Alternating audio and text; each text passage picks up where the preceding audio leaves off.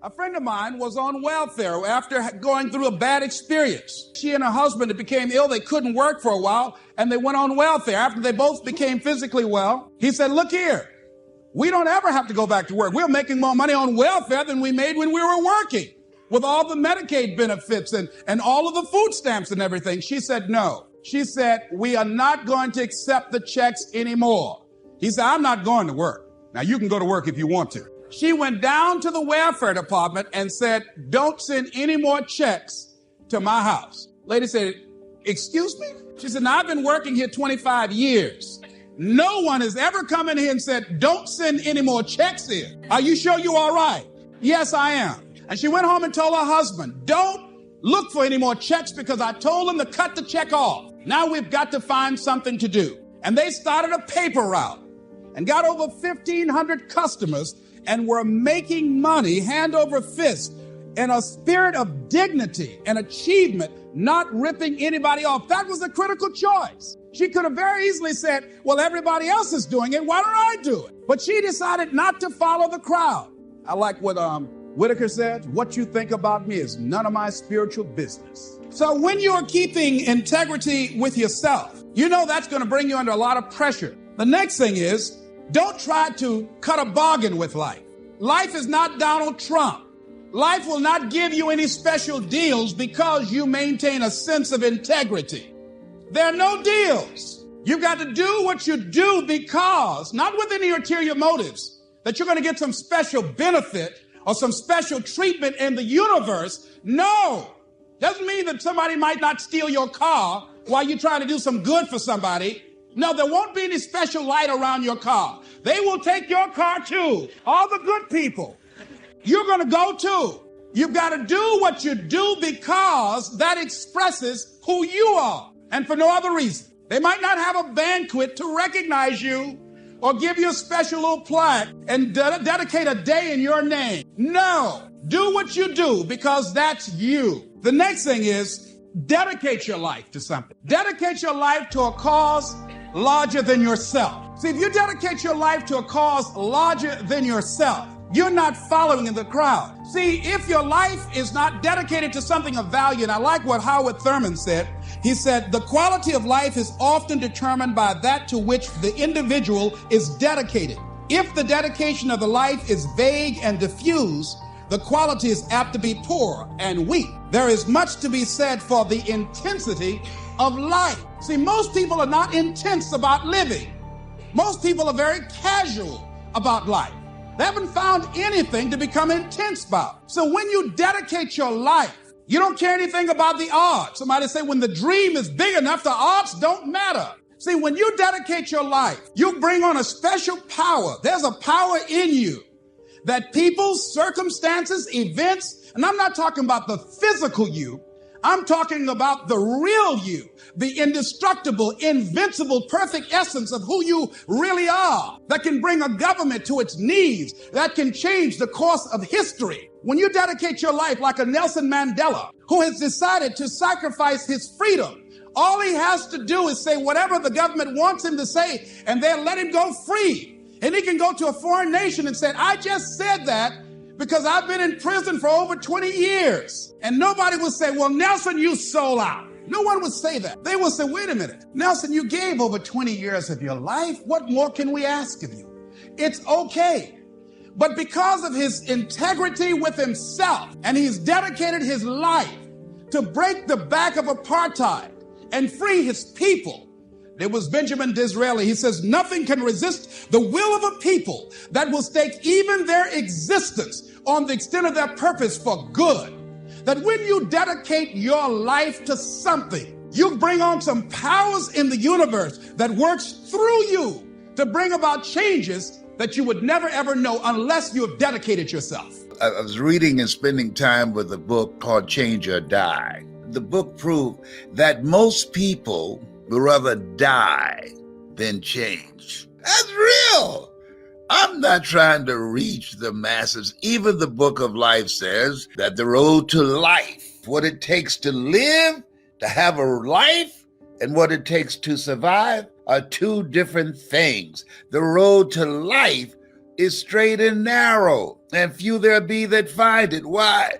Because the majority of people not looking for life. They just want to survive and be entertained and have a good time. The poor will always be among you. And Reverend Ike said, the best thing to do for the poor is not to be one of them. Step out of line. You don't want to be like everybody else. Step out of line. You got to be consciously conscious today, because your environment can hypnotize, mesmerize, and paralyze you.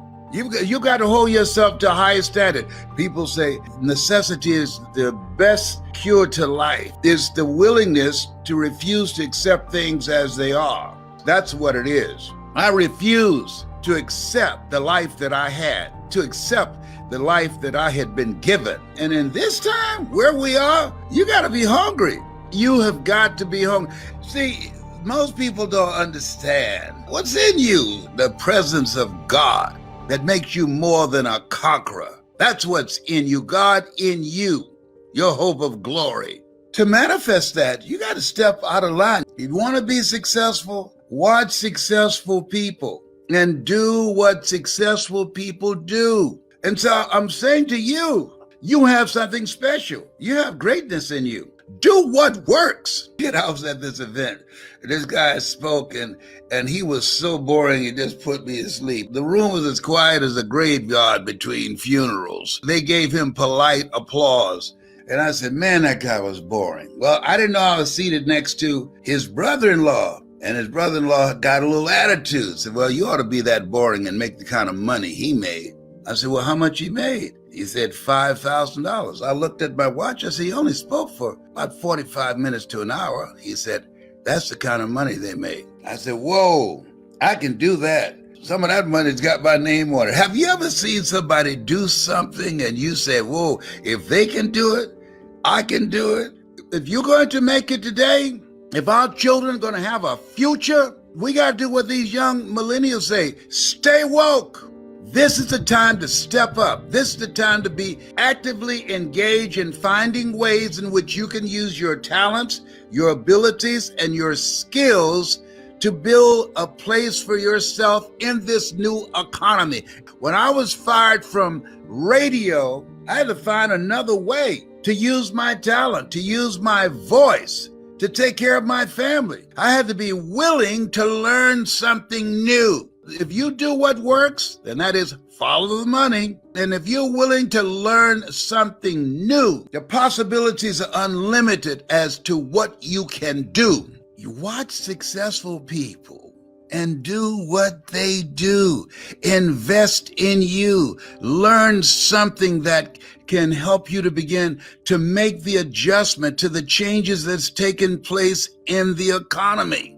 We have conveniences now that we've never had before. You can order food to your house, organic. Why? Because that's what time it is. When I was a kid, you got on an elevator, there's a person there that asked, what floor, please? And then technology came and it eliminated that person. We're going through something that's always been with us. Creative destruction, something that was created to take over a certain position, and it destroyed what was there. That's been going on for a long time. That didn't just happen. They have technology to teach people how to speak. Yes, I want to see that artificial intelligence tell you their story and touch your heart and tell you the things that they've gone through and the setbacks they've had and what it means to be hungry and how they got fired from the job. You want to position yourself that what you bring is unique. What you bring is indispensable. Technology don't have a heart. Bet on you. Invest in you. Majority of people are not going to make it. Reverend Ike was right. The best thing to do for the poor is not to be one of them. Most people, because they're lazy, because they're are not willing to learn, they're hoping that the government will save them because of fear, because of doubt, they're stuck. And many of them waiting on God. And God is waiting on them. There's a difference between working hands and praying lips. I love what Mary McLeod Bethune said. Pray as if everything depends upon God, and work as if everything depends upon you. And so when you look at yourself, look at your goals and dreams, you want to do that which comes naturally to you, something that you can do with your eyes closed. I love helping people. That's what I do. I love making you feel good. I love inspiring you. Challenge yourself. Let me share something with you. You now need it more than ever before, because there are people going through tough times. We were poor, but we didn't know it. We didn't know it. Now, why do I say that you have greatness in you? Life is about evolving. See, we've been trained to do something that we were not meant to be. We've been trained for the mindset of a job, the journey of the broke. And when you retire on 40%, which wasn't enough in the first place. You are supposed to evolve. That's what life is about, evolving. I was a disc jockey.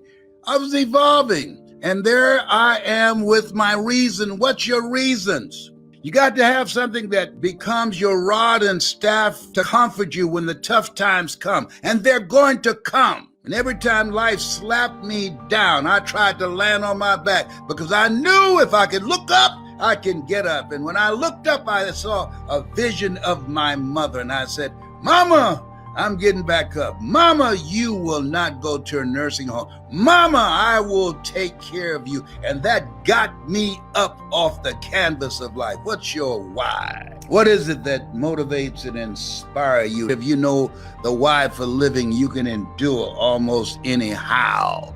Evolve. You're supposed to evolve. You're not supposed to be doing a job for the rest of your life, being one-dimensional. We've been trained to be one-dimensional. We've been trained to what to think, not how to think. Evolve. Given where I came from, I can teach you a thing or two. So it won't take you as long as it took me, because I did not know. I had this in me. You are supposed to evolve. Most people take their greatness, take their talents, take their skills to the cemetery. No, life has no duplicate. You want to live now. You want to take a chance on you. You want to believe in you. Am I making any sense to you? Somebody's waiting on this. Somebody's ready. Somebody's ready to take a chance on themselves. You got to evolve. What's in you? Make a resolve, make a commitment to get in a community of people that are growing, get a coach that has evolved doing what you want to do, so you don't take the stuff that God put in you to your grave. That's why Miles Rundle kept on saying, rob the cemetery, rob the cemetery, rob the cemetery.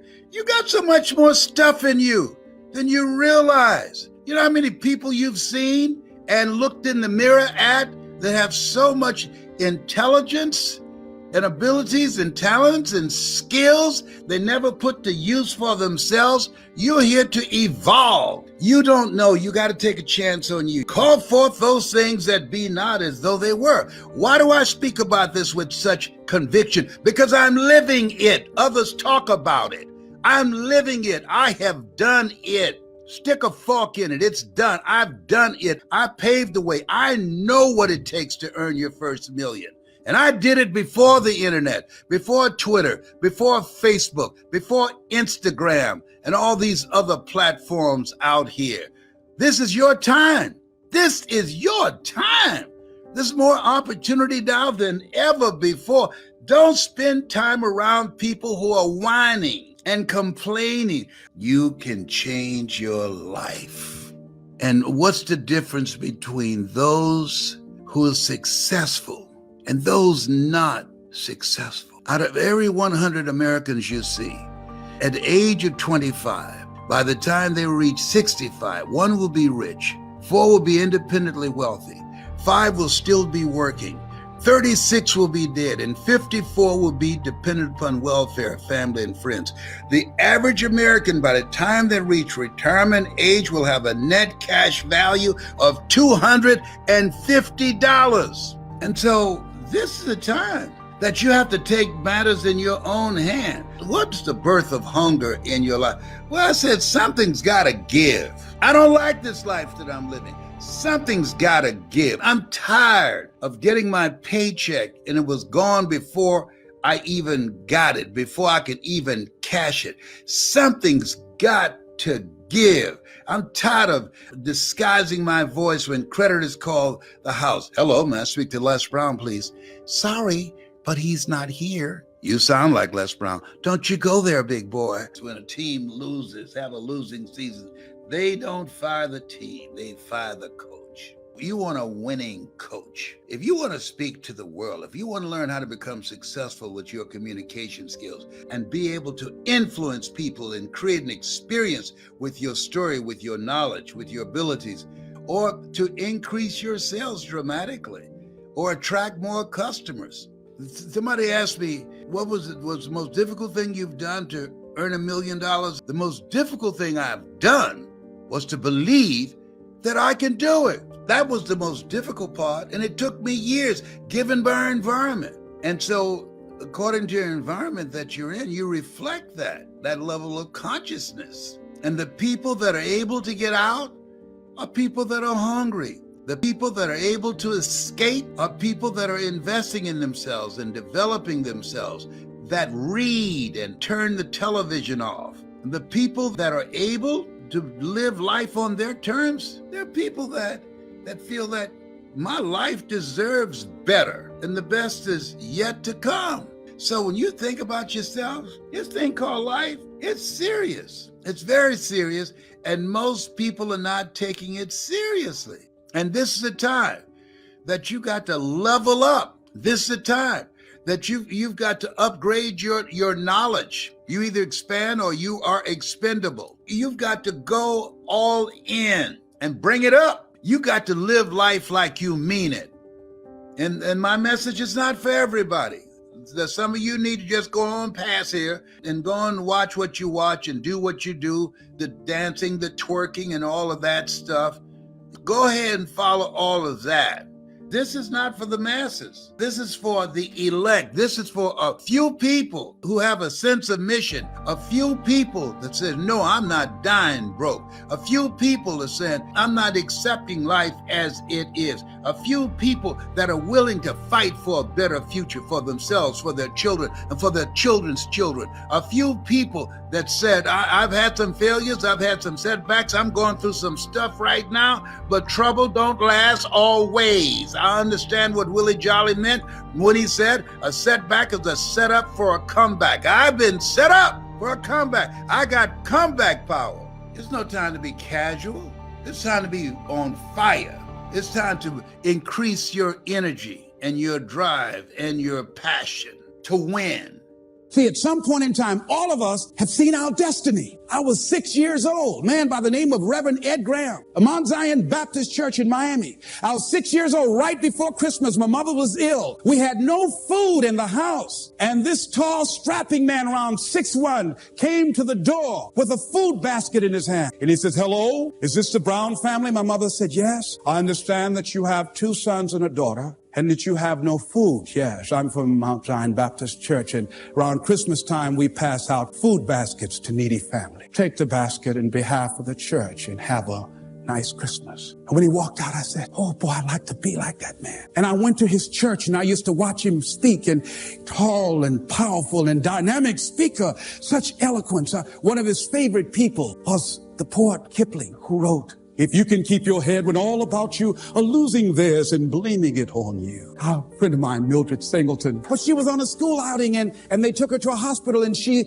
was in the operating room watching from a distance, and she saw someone working or doing eye surgery. She says, that's what I want to do. She's just a teenager, and today she's an ophthalmologist. All of us have seen our destiny at some point in time, and we decided not to listen. We decided to ignore it and say, no, that's not for me. Life came in and slapped us side the head, and we stopped dreaming anymore. The impulse to dream has been slowly beaten out of me through the experience of life. And that's what causes many of us to give up on our volcano. The experiences and the challenges, the defeats, the disappointments, and the failures of life. Then we decide to sell out on our true potential, sell out on living our dreams feeling that we're not good enough, not wanting to make any mistakes, particularly if you're raised with a great deal of criticism. So you've got to be willing to prepare yourself and do the best you can. Take your best shot and let the chips fall where they may. And so as you begin to look at people become afraid of success because they feel they're not good enough, they can't handle it, the responsibility is too big. I've been there. And when you feel that way, you begin to unconsciously work against yourself to make sure that you don't get it. You begin to sabotage your own potential in a variety of ways, through procrastinating,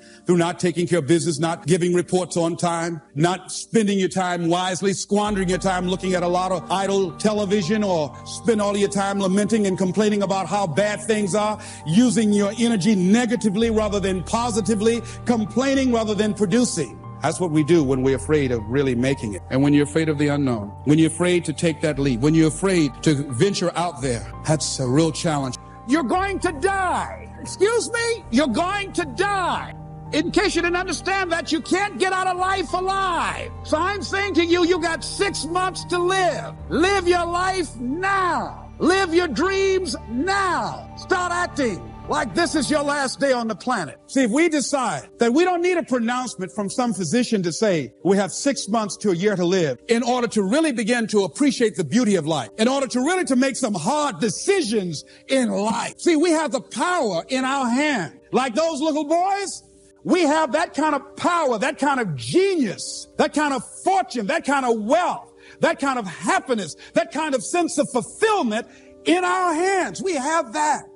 We have that. It's in our hands. It's on us. And nobody can make that decision for us. We can give it away. We can give it to the company store for $400 or $500 a week, or we can exchange it for how people think about us, how they feel about us, and go through life and resign ourselves to be miserable as we go to our graves, looking good for everybody else except to ourselves. Or we can decide, hey, wait, this is the only life that I have. And that is my volcano. And I'm going to take the leap of faith. I'm going to jump in it and I'm going to handle it, because I know the universe will never give me anything I don't have the capacity to handle. See, I say to you that you've got the power within you to handle any kind of volcano in your life, regardless of how it shows up, regardless of any kind of challenge that you might have in your life. I say to you, you got that in you right now.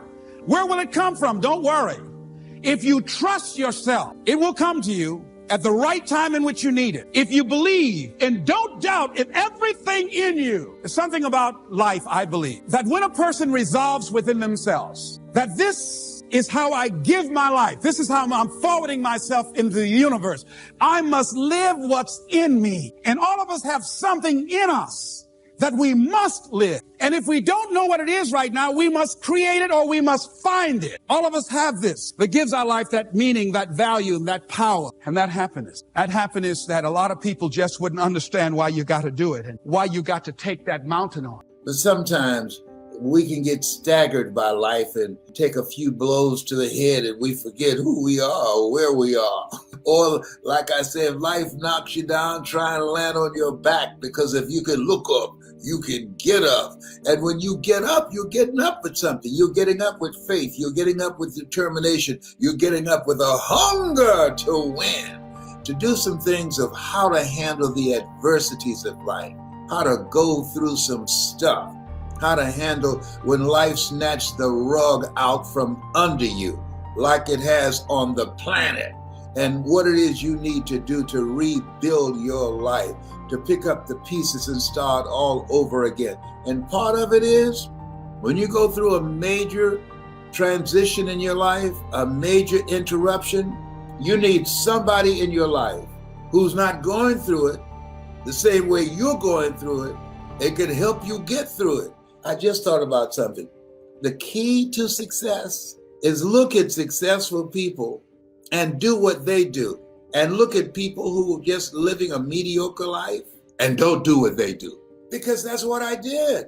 I watched and I studied people who were successful.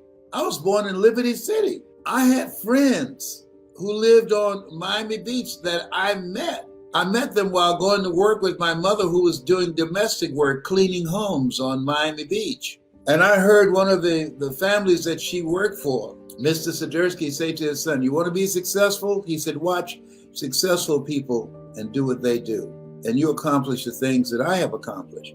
And watch poor people and don't do what they do. That was some good advice he gave his son. I overheard the conversation. I took it to heart.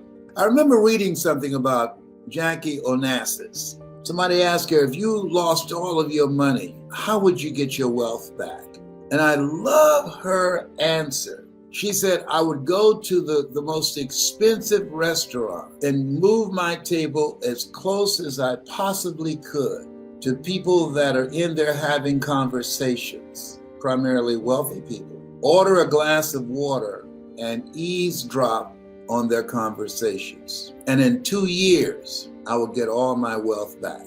Whoa, that's something to think about. See, the reason that a lot of people are panicked right now and feeling anxious, they're listening to the wrong people. You want to be selective of who you listen to. Right now, you want to get around the right people that lift your spirit, that inspire you, that make you feel good, that make you laugh, and remind you that you have greatness in you, that you can overcome this, that let you know that you were made for this.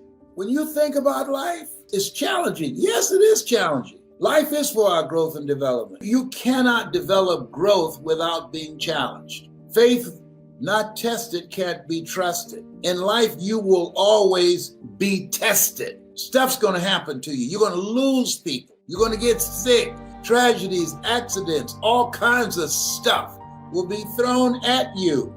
But it doesn't matter about those things. What matters most is about you, how you handle it. Most people are pessimistic. They look at a difficult situation, they give up and they surrender. They become negative. They can look at opportunities and they'll say, nah, it won't work. An optimist will look at difficult situations and they'll look at obstacles. An optimist will say, you know what? If something is shut down, that means that something else has opened up. Danger, but also opportunity. It's a different perspective. And then they start working to make that happen with that vision that they're holding in their mind. I want you to just get up with a mindset, no matter where your situation is right now, and say, you know, I'm here. There are people in the cemetery who would love to change position with me. See, this is the time that you got to check yourself. You got to watch yourself. Because when stuff happened to you, and happen to people that you love, you got to check yourself. You got to watch your thinking. And you have to have somebody that can come in and speak to you and help lift your spirit, speak to you, that you can hear them not just in your ear, but in your heart to say, you have greatness in you. You have the power to overcome this. You listen to me right now. A setback is a setup for a comeback. Willie Jolly knows what he was talking about. This is not going to get the best of you. This is a time that we have to validate ourselves. This is a time that we have to surround ourselves with relationships that speak to our spirit of power, of victory, of being reminded, victory is mine. Call forth those things that be not as though they were. There's no time for wimps. No, this thing called life, it's challenging. And so I decided I'm going out smiling. Nobody's figured out how to get out of life alive. And so I do things that allow me to help people, which is my calling, to inspire people, which is my calling, which gives my life a sense of fulfillment. Would you like that? And purpose, would you like that? Of course you would. Why ask that rhetorical question, whatever that means? And all you have to do is look at your life where it is right now and know that your best thinking has produced what you now have. People say, why do you look so young? Because I'm not stressed out. I don't do stress. Kind of life I want. Are you one of those people that don't like doing stress? Let me share something with you. There are opportunities there. Opportunities have not left the planet. Here's something, and listen to me closely.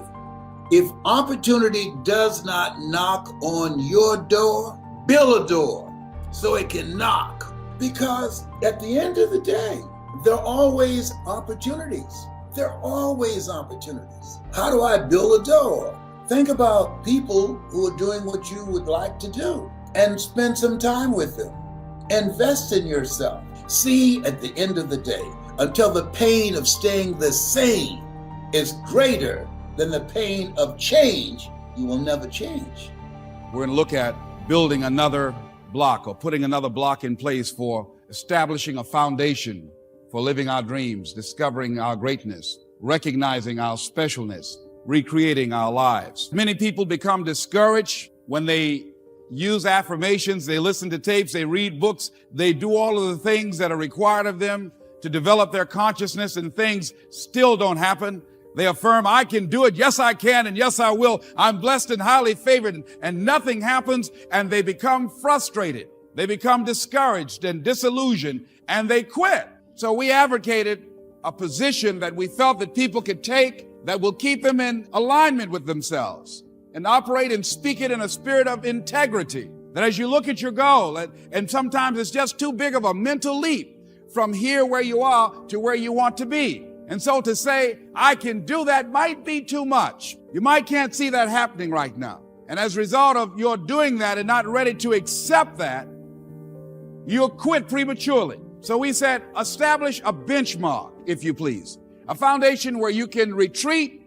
And every time you say this, it will always be true. Give you something to hold on. And we said that something is, as you look at your goals, it's possible. In spite of the fact that things aren't working out right now, in spite of the fact that I don't have all the things I need, I don't have the help and the assistance I need, it's still possible that I'm still in the game, I'm still breathing, I still have life, I still have an opportunity. As long as I'm here, I've got an opportunity to pull it off, that no one has the right to count you out, to disregard your presence. No one has the right to do that. You don't have the right to do that. You can do it, but you should not do that. You want to give yourself a fighting chance. If you take yourself out of the ring, you never have a chance to know whether or not you could have made it happen. But if you could stay in there, and what can keep you in there? What can get you up off the canvas? As long as I'm in the ring, it's possible I can get one lick in that can make the difference. I'm reminded about a little boy. Two little guys were out playing on some ice that was supposed to have been solid. And one of the little boys stepped on a thin area of the ice and fell in a hole. And as he began to start thrashing in the water, he began to move with the undercurrent to other areas of the ice. And his friend was there trying to help him, beating, hitting the ice, trying to save his friend. And he panicked. He looked just a short distance away, and there was a tree, and he went and he ripped a branch off, and he came back trying to get his buddy out, and he just took the best he could, and there, all of a sudden, the ice began to crumble, and he was able to pull his friend out to safety. When the paramedics finally got there, they saw what had happened, how thick the ice was. He saved the little boy's life, but what baffled them, they looked at the branch, and they looked at this little scrawny guy and said, how did he do this? It's impossible. They just went beating around the ice to see how thick it was, hearing the thumping sound. Said, how did he do that? I mean, it was a miracle that he was able to just take that branch and go around, make a circle, and beat the ice and pull him through. He's just too small. It's just impossible. And an old man standing around, hearing the conversation, stepped forward and said, I can tell you how he did it. He didn't have anybody here to tell him he couldn't do it. See, sometimes life will happen to you like this little boy, and you won't have time to say no. You won't have time to think that you can't do it. The only time you will have is to act, to take the leap of faith and believe that everything is going to be all right. Take that leap of faith, trust yourself, and know within yourself that everything's going to be all right. Who can guarantee that you can't make it? That you can't have your dream? Who can guarantee that you can't do what you want to do? No one can do that. No one can predict that. You can't even do that. You don't know what the possibilities are for your life. You ain't got to hype yourself and psych yourself out. What it does is just keep you moving in that direction. That's all I'm asking you. Believe that it's possible, that you can make it. Whatever goal that you have in mind, I want that to be a goal that will challenge you, something that will make you stretch. It was Osborne who said, unless you attempt to do something beyond that which you've already mastered, you will never grow. What is it that you looked at some point in time and you decided that you couldn't do it, that you talk yourself out of it? Whatever it is, bring it back out there. How are you going to do it? That will come to you in due time. So you don't get in life what you want, ladies and gentlemen. You get in life what you are, not what you want.